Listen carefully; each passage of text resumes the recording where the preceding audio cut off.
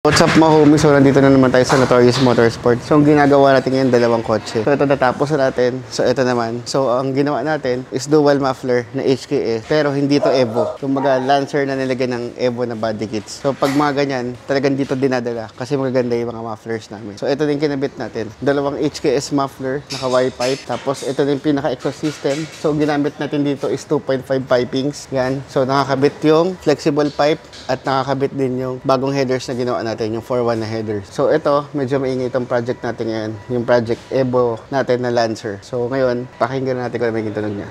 So what's up mga homies? So ito yung finished product na ginawa natin. So nilagyan natin siya ng air intake, tapos nilagyan natin siya ng headers, tapos nilagyan natin siya ng exhaust. So ngayon, pakinggan natin kung ano may tunog niya.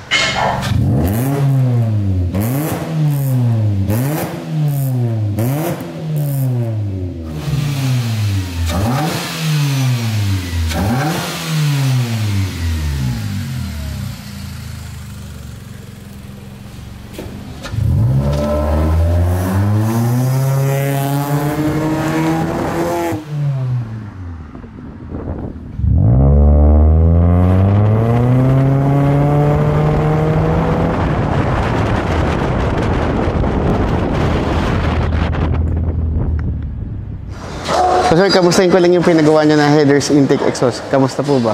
Napaka-solid eh. Napaka-solid ba? Ngayon ko naman naman yung hagod ng ano. Ganda. Panalo. So milakad ka pa ngayon, boss. Siguro mas mabilis na Parang yung... matatry ko ngayon sa Skyway, mag-racing ako. Sige, sige. Okay, thank you, boss. Thank you.